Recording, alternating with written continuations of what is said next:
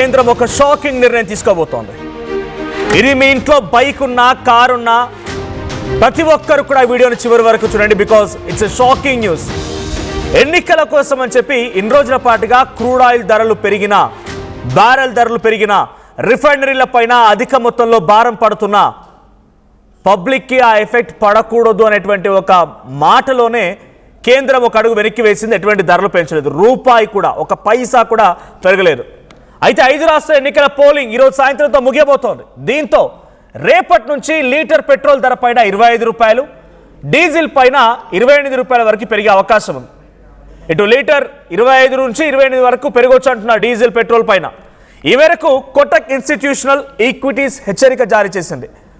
అంతర్జాతీయ మార్కెట్లో crude oil ధరలు అమాంతంగా పెరిగిపోవడంతో ఇండియన్ ఆయిల్ రిఫైనరీలపై భారం పడుతోంది. అయితే హార్ముజ్ జలసంధిలో ఉద్రిక్తతల కారణంగా చమురు మార్కెట్లో కూడా తీవ్ర ఒడిదుడుకులు ఎదుర్కొంటోంది. ఈ మధ్యలో కాస్త రిలీఫ్ లభించినప్పటికీ పరిస్థితులు మళ్ళీ వేడెక్కడంతో ముడి చమురు సరఫరాపై ఒత్తిడి పెరిగింది. ప్రస్తుతం బ్యారెల్ క్రూడ్ ఆయిల్ ధర $120 పలుకుతోంది. ఇండియాలో 13 నుంచి 15% క్రూడ్ ఆయిల్ దిగువ తగ్గిపోయింది. అయితే అంతర్జాతీయ మార్కెట్లో ధరలు పెరగడంతో రోజుకి $190 నుంచి $210 మిలియన్లు అదనంగా ఇండియాపై భారం పడుతోంది. ఇక రిటైల్ ధరల్లో మార్పులు లేకపోవడంతో రిఫైండ్ల పైన నెలకు సుమారుగా 27,000 కోట్ల రూపాయల అదనపు భారం పడుతోంది. 5 రాష్ట్రాల ఎన్నికల కారణంగానే ధరలు పెంపు వాయిదా వేసిన కేంద్రం ఇక ఏప్రిల్ 29 నుంచి చివరి విడత పోలింగ్ ముగియగానే పెట్రోల్, డీజిల్ ధరలపైన ఈ నిర్ణయం తీసుకునే అవకాశం ఉంది. ప్రస్తుతం అంచనా ప్రకారంగా 25 నుంచి 28 రూపాయలు లీటర్పై పెరిగే అవకాశం ఉంది. అంటే ప్రస్తుతానికి 107 రూపాయలు, మనం 108 రూపాయలు, అప్రాక్స్ 108 రూపాయలు కనుక హైదరాబాద్ తెలంగాణ లిమిట్స్లో మనం లీటర్ పెట్రోల్పై చెల్లిస్తూ ఉంటే అది కాస్త ఇక 25-30 పెరిగితే 140కి చేరే అవకాశం ఉంది. అటు ఇటుగా 135 నుంచి 140 వరకు చేరే అవకాశం ఉంది. ఇక ద్రవ్యోల్బణాన్ని దృష్టిలో ఉంచుకొని దశల వారీగా ఈ పెంపును చేపట్టే అవకాశం కూడా ఉంది. బట్ ఏదేం జరిగినా మెల్లిమెల్లిగా ఇది అమాంతంగా 130 నుంచి 140 చేరే అవకాశం ఉంది. గతంలో కూడా ఇండస్ట్రియల్ యూసేజ్ డీజిల్ పైన, కొంత ఆయిల్ పైన ధరలు పెంచింది. సుమారుగా 25 రూపాయలు లీటర్కి పెంచింది రిఫైనరీలో. అది హిందుస్థాన్ పెట్రోలియం కానివ్వండి, లేకుంటే భారత్ పెట్రోలియం కానివ్వండి, రిలయన్స్, ఇవన్నీ కూడా ఏవైతే రిఫైనరీలు ఉన్నాయో సుమారుగా 25 రూపాయలు పెంచేసే ఆయిల్ పైన ఇండస్ట్రియల్ యూసేజ్ కోసం.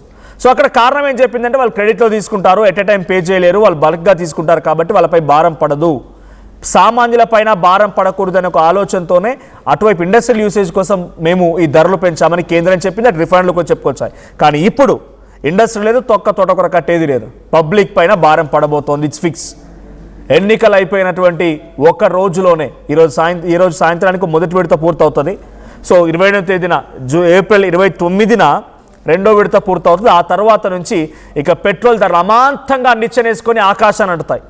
108 ఇప్పుడు మనం చెల్లిస్తున్నట్టయితే తర్వాత 135 రూపాయలు అయ్యే అవకాశం ఉంది. మీకు లెఫ్ట్ సైడ్ ఒకటి కనబడుతోంది.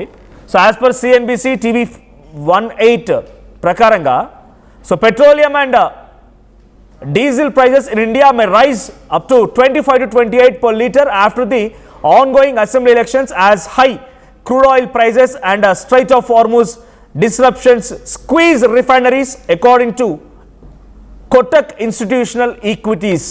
Kotak Institutional Equities ప్రకారంగా ఈ క్రూడ్ ఆయిల్ ధరలు పెరగడంతో ఆ రిఫైనరీల పైన భారీగా భారం పడుతోంది. కాబట్టి ఆ భారం నుంచి తప్పించడం కోసమే ఎన్నికలు అయిపోయిన వెంటనే ధరలు పెరుగుతాయి. సో నాతో పాటుగా మా ప్రతినిధి మధు కూడా జాయిన్ అవుతున్నారు. మధు, సో ఎన్నికల కోసం ఇన్ని రోజుల పాటుగా ఒక స్టంట్ అని, డెఫినెట్గా పొలిటికల్ సినారియోలో ఇవన్నీ స్టంట్స్ చేస్తూ ఉంటారు, పబ్లిక్ అటెన్షన్ డ్రాగ్ చేస్తూ ఉంటారు. ఎస్, ఇంత సిచ్యువేషన్ ఉన్నా కూడా మమ్మల్ని కాపాడుతున్నారనేటువంటి ఒక సినారియో కూడా క్రియేట్ చేయగలుగుతారు పొలిటికల్గా. సో ఇప్పుడు వన్స్ ఎలక్షన్స్ అయిపోగానే ఈ స్థాయిలో 25 నుంచి 28, అంటే ఇన్ని రోజుల పాటుగా జరిగిన నష్టం మొత్తానికి కూడా ఒకేసారిగా అమాంతంగా ఆకాశాన్ని ఎత్తేసి ఆ రేట్లను పెంచబోతున్నారు. ఏం జరగవచ్చు? ఎన్నికల కోసం ఆపిన తర్వాత ఇప్పుడు పెరిగితే పబ్లిక్లో రియాక్షన్ ఏ రకంగా ఉండే అవకాశం ఉంది? ఎగ్జాక్ట్లీ ఒక రకంగా చెప్పాలంటే ప్రపంచం ఎదుర్కొంటున్నటువంటి కొన్ని విపత్తులు, అట్లాంటిది ఒక కరోనా ఉంటే ఇప్పుడు ఇరాన్ తర్వాత ఇజ్రాయెల్ అమెరికాకి సంబంధించినటువంటి యుద్ధం. సో ఈ సిచ్యువేషన్లో అత్యంత క్లిష్ట పరిస్థితులు ప్రపంచ దేశాలు ఎదుర్కొంటున్నాయి. ఎందుకంటే చమురు దాదాపు దేశంలో ఉన్నటువంటి ఎక్కువ శాతం 98కి పైగా దేశాలు, దాదాపు 98% పైగా దేశాలు ఇంపోర్ట్ పైనే ఆయిల్ ఇంపోర్ట్ పైనే ఆధారపడి ఉన్నటువంటి పరిస్థితి. అందులో భారత్ కూడా ఒకటి, అమెరికా కానీ మిగతా అన్ని దేశాలన్నీ ఒక క్లిష్ట పరిస్థితులు ఎదుర్కొనే సిచ్యువేషన్ కనిపిస్తూ ఉంది. ఇప్పటివరకు అయితే యుద్ధ ప్రభావం భారత్ మీద పడలేదు. కొన్ని నౌకలను అనుమతించింది ఇరాన్. ఈ మధ్య మళ్ళీ ఉద్రిక్తతలు పెరిగాయి హార్ముజ్ జలసంధికి సంబంధించినటువంటి దాంట్లో భాగంగా.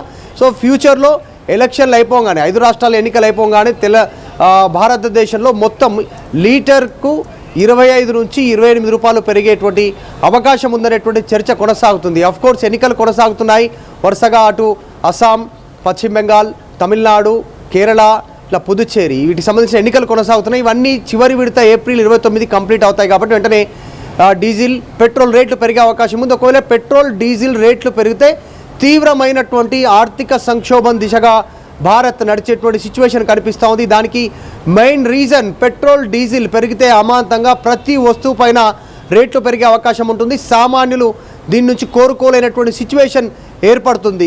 పాల ధర, ఉప్పు ధర, పప్పు ధర, కూరగాయల ధర ప్రతిదీ పెరిగే అవకాశం ఉంది. ఇప్పటికే ఎల్పిజి గ్యాస్ కొరత ఉంది. దీనికి సంబంధించి కమర్షియల్ పెద్ద ఎత్తున ఇబ్బంది ఉంది. ఒకవేళ ఫ్యూచర్లో ఇలాగే కొనసాగితే, ప్రస్తుతానికైతే భారత్కి ఇబ్బంది లేదు, ఎలాంటి సిచ్యువేషన్ ఫేస్ చేసేటువంటి ఇట్లాంటి క్లిష్ట పరిస్థితులు ఫేస్ చేసే పరిస్థితి లేదనేటువంటిది కేంద్ర ప్రభుత్వం చెప్పే ప్రయత్నం చేస్తూ ఉంది. కాకపోతే మనోజ్, మిగతా ప్రపంచ దేశాలకు సంబంధించి ఇప్పుడు ఎగ్జాంపుల్ కొన్ని దేశాలు తీసుకుంటే మయన్మార్, ఫిలిప్పీన్స్, తర్వాత శ్రీలంక, పాకిస్తాన్, ఈ దేశాల్లో తీసుకుంటే already fuel emergency, energy lockdown, emergency energy lockdown విధించారు. అక్కడ ఆడ్ డేస్లో కొన్ని దేశాలు డే బై డే మాత్రమే కొన్ని వాహనాలు బయటికి వెళ్ళాలి. సాయంత్రం పూట పెద్ద పెద్ద షాపింగ్ మాల్స్ మూసివేయాలి. తర్వాత కార్లు విచ్చలవిడిగా వినియోగించడానికి అవకాశం లేదు. వర్క్ ఫ్రమ్ హోమ్ చేసుకునేటువంటి అవకాశం ఉంది. సో దానికి అవకాశం కల్పించారు. ఇంకా కొన్ని దేశాల్లో అయితే 60% ఫ్యూయల్ పెరిగిపోయినటువంటి పరిస్థితి. ఫిలిప్పీన్స్ లాంటి దేశాల్లో అయితే మొత్తం 99% వాళ్ళంతా కూడా దిగుమతిపైన ఆధారపడ్డారు. వాళ్ళ దగ్గర గ్యాస్ నిల్వలు జీరోకి వచ్చాయి, పెట్రోల్ నిల్వలు జీరోకి వచ్చాయి. అక్కడ కూడా ఎమర్జెన్సీ విధించారు, ఫ్యూయల్ ఎమర్జెన్సీ. అక్కడ సొంత వాహనాలలో బయటికి వెళ్ళడానికి లేదు, ప్రభుత్వం ఆంక్షలు విధిస్తుంది, ఎంత మేర ఎన్నిసార్లు బయటికి వెళ్ళాలనేటువంటిది. సో ఈ పరిస్థితి ఇప్పటికే కొన్ని కొనసాగుతుంది. జర్మనీ, తర్వాత ఈజిప్ట్ ఇట్లాంటి దేశాల్లో కూడా ఫ్యూయల్ ఎమర్జెన్సీ విధిస్తున్నటువంటి సిచ్యువేషన్ కనిపిస్తూ ఉంది. భారత్కి అట్లాంటి పరిస్థితి లేదు ప్రస్తుతానికి. భారత్ దగ్గర 3 నెలలకు సరిపడే నిల్వలున్నాయి, గ్యాస్, పెట్రోల్, డీజిల్, క్రూడ్ ఆయిల్కి సంబంధించి. సో ఇంకా దిగుమతి చేసుకుంటున్నటువంటి పరిస్థితి. రష్యా, ఇరాక్, ఇలా ఇరాన్ దేశాల నుంచి మనం దిగుమతి చేసుకుంటూనే ఉన్నాం. ఇది ఇంకా మరింత ఇబ్బందికరమైనటువంటి పరిస్థితి మారే అవకాశం ఉంది. ఎందుకంటే క్లిష్టంగా మారుతూ ఉంది. అమెరికా, ఇరాన్, తర్వాత ఇజ్రాయెల్ వీటికి సంబంధించినటువంటి చర్చలు ఏవైతే ఉన్నాయో పలుమార్లు ఫెయిల్ అవుతూ ఉన్నాయి. తీవ్ర ఆంక్షలు ఉన్నటువంటి పరిస్థితి. నిన్న కొన్ని కమర్షియల్కి సంబంధించినటువంటి నౌకలపైన ఇరాన్ దాడి చేసింది. ఉద్రిక్తలు పెరుగుతూ ఉన్నాయి. అంటే పూర్తి స్థాయిలో వాళ్ళు చెప్పిన డిమాండ్స్కి అమెరికా ఒప్పుకుంటేనే క్లిష్ట పరిస్థితి నుంచి ప్రపంచం బయటపడే సిచ్యువేషన్ కనిపిస్తూ ఉంది. సో ఈ సిచ్యువేషన్ మన పక్కనే ఉన్నటువంటి పాకిస్తాన్, బంగ్లాదేశ్ లాంటిది ఉన్నా లేకపోతే అక్కడ ఉన్న సిచ్యువేషన్ ఏది చూసుకున్నా కూడా ఎలక్ట్రికల్ వైజ్గా వాళ్ళు చాలా అప్గ్రేడ్ అయి ఉన్నారు. ఎలక్ట్రికల్ వెహికల్స్ యూసేజ్ కానీ, ఎలక్ట్రికల్ సోలార్ సిస్టమ్స్ కానీ మనం ఇప్పుడిప్పుడే అప్గ్రేడ్ అవుతూ ఉన్నాం. ఇండియన్ టెక్నాలజీలో మనం ఎలక్ట్రికల్ వెహికల్స్ వస్తూ ఉన్నాయి. బైక్స్ కానీ, కార్స్ కానీ, ఎలక్ట్రానిక్ వస్తువులకు సంబంధించి వినియోగం కానీ పెరుగుతోంది ఆఫ్ కోర్స్. బట్ ఇక్కడ డీజిల్, పెట్రోల్ అనేది ప్రతి ఇండస్ట్రియల్ యూసేజ్ కోసం అవసరమే. ఇండియాలో అత్యధికంగా ఉన్న ఇండస్ట్రీస్లో యూసేజ్ అవసరమే. నార్త్ ఇండియా వైజ్గా చూస్తే ఉదాహరణకు గుజరాత్ తీసుకుని టెక్స్టైల్స్ సంబంధించిన అవసరంలో ప్రతి దాంట్లో ఈ డీజిల్ అనేది చాలా ఇంపార్టెంట్, ఫ్యూయల్ అనేది. సో ఇప్పుడు సడన్గా ఈ ప్రైజెస్ పెంచితే ఈ సామాన్యులపై ఎటువంటి భారం పడవచ్చు? అంటే ఓన్లీ పెట్రోల్, డీజిల్ ధరలు పెరిగినంత మాత్రాన పెట్రోల్ వరకు ఆగిపోతుందని కాదు, గూడ్స్ పెరుగుతాయి, ప్రతి వస్తువు పైన ధర పెరుగుతుంది, ఇన్ఫ్లేషన్ లాంటి పరిస్థితి కూడా వస్తుంది. దీన్ని ఎలా హ్యాండిల్ చేయబోతోంది? ఇటువంటి ధరల పెంపు అనే అంశం ఒకదానికొకటి లింక్ అయి ఉంది కాబట్టి ఈ విషయం పైన సామాన్యుల రియాక్షన్ ఏముండే అవకాశం ఉంది? గవర్నమెంట్ ఎలా ట్యాకిల్ చేయబోతోంది? ఎగ్జాక్ట్లీ, ప్రపంచ దేశాలు ఆల్రెడీ దీన్ని ఫాలో అవుతున్నాయి. ఈ ఫ్యూయల్ ఎమర్జెన్సీ ఉన్నటువంటి సిచ్యువేషన్లో odd days, day by day, అంటే ఏదో ఒక్క రోజు మాత్రమే వాహనాలను బయటికి తీయాలి పరిమిత సంఖ్యలో, అది కూడా లిమిటెడ్ టైంలోనే బయట తిరగాలి, మిగతా టైం వరకు ఇంటికి రీచ్ అయిపోవాలి అనేటువంటిది. తర్వాత కొన్ని ప్రదేశాలలో కేవలం ప్రభుత్వానికి సంబంధించినటువంటి ట్రాన్స్పోర్ట్నే ఉపయోగించాలనేటువంటిది, ఇట్లా కొన్ని జరుగుతూ ఉన్నాయి. ఇంకా కొన్ని ఏరియాలో అయితే షాపింగ్ మాల్ మూసేయాలి, తర్వాత పెద్ద పెద్ద ఇండస్ట్రీకి సంబంధించి లిమిటెడ్ టైం ఇవ్వడం కానీ, జనాలకు వర్క్ ఫ్రమ్ హోమ్ ఇచ్చేటువంటి అవకాశం కానీ, ఎవ్రీ వెడ్నెస్డే, కొన్ని దేశాల్లో అయితే వెడ్నెస్డే, శ్రీలంక లాంటి దేశాల్లో బుధవారం రోజు హాలిడే ప్రకటించారు. సండే ఎలాగో హాలిడే ఉంటుంది, సో బుధవారం కూడా హాలిడే ప్రకటించినటువంటి పరిస్థితి. దానివల్ల జనాలు బయటికి రాకుండా ఉంటారు, ఫ్యూయల్ కన్జ్యూమ్ తక్కువయ్యే అవకాశం ఉందనేటువంటిది. సో భారత్లో కూడా దాదాపు 140 కోట్లకు పైగా జనాభాతో తొణికిసలాడుతున్నటువంటి దేశం మనది. చైనా బీట్ చేయబోతా ఉన్నాం త్వరలో జనాభాలో. అత్యంత అవసరం పెట్రోల్, డీజిల్, గ్యాస్ ఇక్కడ భారత్లో అత్యంత అవసరం ఉన్నటువంటి పరిస్థితి. అనేక వాహనాలు రద్దీతో బయట ఉండేటువంటి పరిస్థితి, జనాలు అటు ఇటు పోతారు. సో ఆ ట్రావెలింగ్ని తగ్గించడానికి భారత్ కూడా కొన్ని సూచనలు తీసుకునే అవకాశం ఉంది. ముఖ్యంగా సాఫ్ట్వేర్ ఇండస్ట్రీ కానీ అత్యవసరం అయితే తప్ప బయటికి వెళ్ళకుండా ఉన్నటువంటి వారికి వర్క్ ఫ్రమ్ హోమ్ చేసుకునేటువంటి అవకాశం కల్పించే సిచ్యువేషన్ అయితే కనిపిస్తాం. సో ఎన్నికల తర్వాత పెట్రోల్, డీజిల్ రేటు పెరగబోతూ ఉంది భారత్లో. కాబట్టి దీనిపైన ప్రజలు ఆందోళన చెందే అవకాశం ఉంటుంది. ఎందుకంటే కూరగాయలు, పాల ధర నుంచి మొదలు పెడితే ప్రతి వస్తువు ధర పెరిగే అవకాశం ఉంది. దాంతోపాటు ట్రాన్స్పోర్టేషన్ కూడా చాలా కాస్ట్లీగా మారిపోయే అవకాశం ఉంది. Right, thank you Madhu. So కేవలం పెట్రోల్, డీజిల్ ధరలు పెరుగుతున్నాయంటే పెట్రోల్, డీజిల్ ధరలు డైరెక్ట్గా పెరగడం మూలంగా సామాన్యులపై పడేటువంటి భారం కొంత మొత్తంలో అనుకోవచ్చు. కానీ ఇదే భారం ప్రతి వస్తువుపై పడబోతోంది. ప్రతి వస్తువుపైన ధర పెరగబోతోంది. ట్రాన్స్పోర్టేషన్ ఛార్జెస్ పెరగబోతూ ఉన్నాయి. ట్రాన్సిట్ ఛార్జెస్ పెరగడంతో ఆటోమేటిక్గా ధరలు పెరుగుతాయి. సో ఇలా ఒకదానొకటి ముడిపడినట్టు అంశంతో ఎన్నికలు పూర్తయిన వెంటనే 25 నుంచి 28 రూపాయల ధరని పెంచే అవకాశం ఉంది పెట్రోల్, డీజిల్ పైన. సో ఇటువంటి ఇంపాక్ట్ ఉండబోతుందని అంటే డెఫినెట్గా ఒక ఇన్ఫ్లేషన్ పరిస్థితి దారితీయబోతోంది.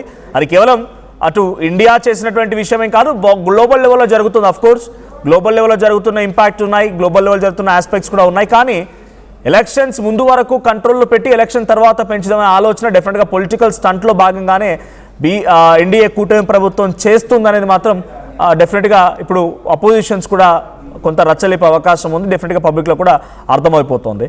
సో ఎలా చూస్తున్నారు, ఈ స్థాయిలో ధరలు పెరిగితే ఎటువంటి ఇంపాక్ట్ ఉందని మీరు అనుకుంటున్నారు? మీపై ఎలాంటి భారం పడవచ్చు ఈ ధరల పెరుగుదల పైన మీ అభిప్రాయం ఏంటి? కామెంట్ చేయండి.